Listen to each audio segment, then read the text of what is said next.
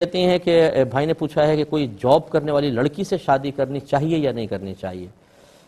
تو دیکھیں یہ سب سے پہلے یہ دیکھ لیجئے کہ شریعت تو ہمیں منع نہیں کرتی ہے کہ گھریلو بچی سے ہی کرنی ہے یا جو باہر جاب کر رہی ہے اس سے نہیں کرنی ہے. ایسی کوئی شرعی تعلیم موجود نہیں. پہلی بات تو یہ ہے. دوسری بات یہ کہ شادی کرنے میں حرج بھی نہیں ہے، بعض اوقات حرج ہے.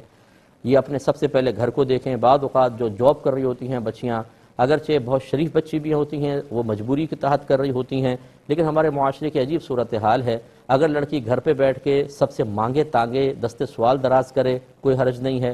اگر وہ خودداری کے ساتھ باہر نکل کر پردے میں رہ کر رزق حلال کمائے مجبوری کے تحت، تو ہر ایک انگلی اٹھا کر اس کے کردار پہ شبہ شروع کر دیتا ہے. یعنی مانگ لو، تانگ لو، تنگ دستی میں گزارا کر لو، لیکن اگر باہر نکلے تو یہ اگر آپ کے گھر کا ماحول ایسا ہے کہ وہ جاب کرنے والی بچیوں کو پسند نہیں کرتے، تو یاد رکھیں جب نکاح ہوتا ہے تو صرف شوہر نے بیوی کے ساتھ معاملہ نہیں کرنا ہوتا، دو خاندان آپس میں اٹیچ ہوتے ہیں. اس صورت میں پھر وہ لڑکی جب گھر میں آئے گی تو اس لڑکی کو آپ کے گھر والے جب ذہنی طور پہ قبول نہیں کر رہے ہوں گے تو پرابلمز ہوں گی اور آپ کا ازدواجی زندگی متاثر ہوگی. پھر علیحدگی کے مسائل، پھر لڑائی جھگڑے کے. وہ کہیں گے ہم تو پہلے ہی کہتے تھے یہ جاب والی لڑکی سے نہ کرو، دیکھا نا یہ علیحدہ ہو رہا ہے، اسی نے ذہن خراب کیا ہوگا. تو اس لیے پہلے اپنے گھر کا ماحول بھی دیکھنا چاہیے، اس کے بعد کوئی قدم اٹھائیں. اور اگر ایسا نہیں ہے، گھر کا ماحول بہت اچھا ہے، بچی بھی اچھی ہے، کسی مجبوری کے تحت واقعی جاب کر رہی ہے، تو شرعی لحاظ سے منع بھی نہیں ہے.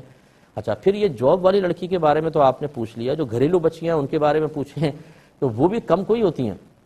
ایک سے ایک ڈرامے وغیرہ دیکھ کر وہ تربیت حاصل کر چکی ہیں. اور بعض اوقات گھر کا ماحول ایسا ہوتا ہے کہ ماں بچیوں کی غلط تربیت کر رہی ہوتی ہے اور کہتی ہے کہ بیٹا جیسے تیری ماں نے تیرے باپ کی پوری زندگی اجیرن کر کے رکھی ہے، میری بچی یہی سبق تو نے بھی آگے دہرانا ہے. وہ کہتی ہے امی آپ فکر مت کریں، آپ کی سنتیں میں نے پہلے ہی آبزرو کر کے اور اپنانے کا قصد و ارادہ کر لیا. جیسے آپ نے میرے ابا کا بیڑا غرق کیا ہے، میں بھی شوہر کو چھوڑوں گی نہیں. آپ دیکھیں تو صحیح.